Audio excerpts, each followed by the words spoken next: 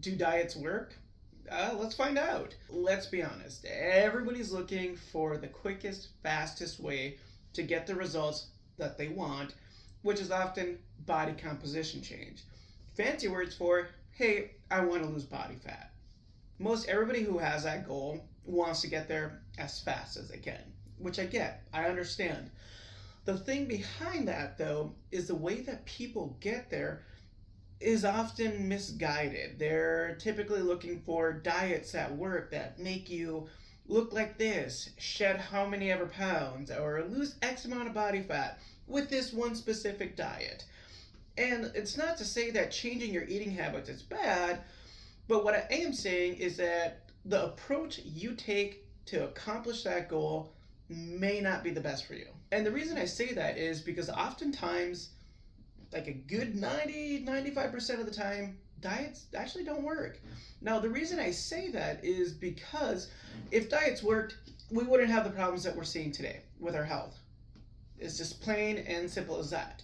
Now, when it comes to most diets too, they're often really restrictive and they end up creating a form of eating disorders. But not only that, but food phobia. And food phobia is oftentimes this idea that we're afraid of certain foods, primarily fats and carbohydrates.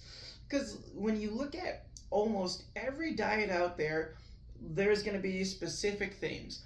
So let's take, for example, the South Beach diet, Mediterranean diet, the Whole30 diet, carnivore diet, Atkins diet. You know, the list goes on and on. It's all the same things with a different name, with a reoccurring theme of let's get rid of carbs because they're bad.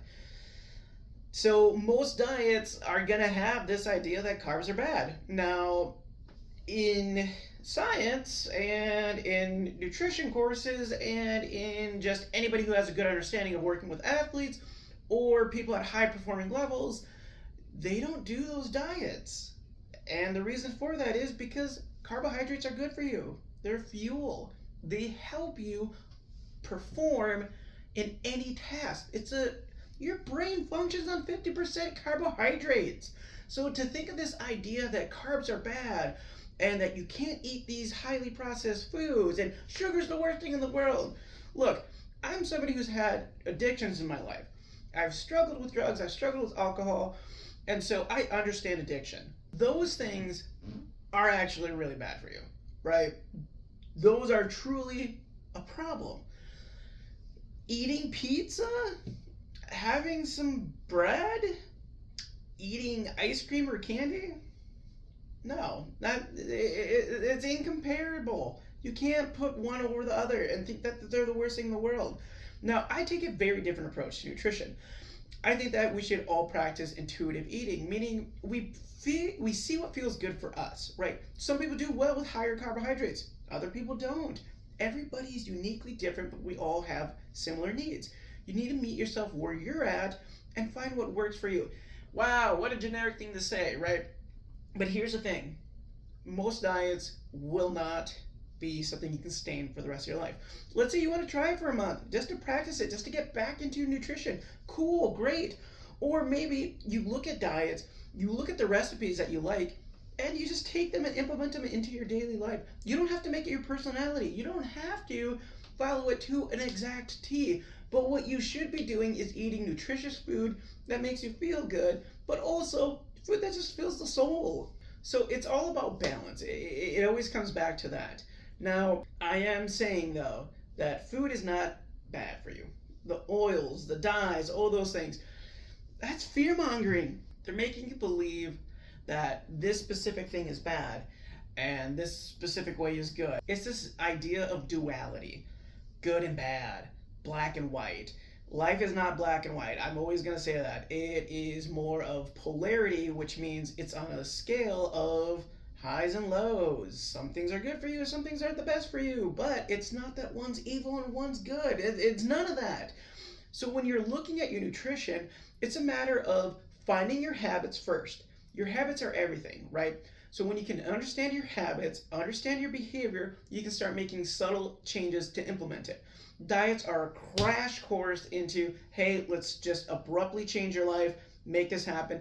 And that can actually work against you because you can go hard for maybe 6, 8 weeks more or less and then immediately crash, repeat the process, gain the weight back. It's just a yo-yo of up and down, where when you start looking at the consistent changes, that's where you can actually see long-term effects work for you. A few things that I use to help myself and my clients is look at your protein intake. Obviously, that's a big topic right now because it's going to help us build muscle, which is huge and what we need. So a good rule of thumb is the 10 to 100 rule.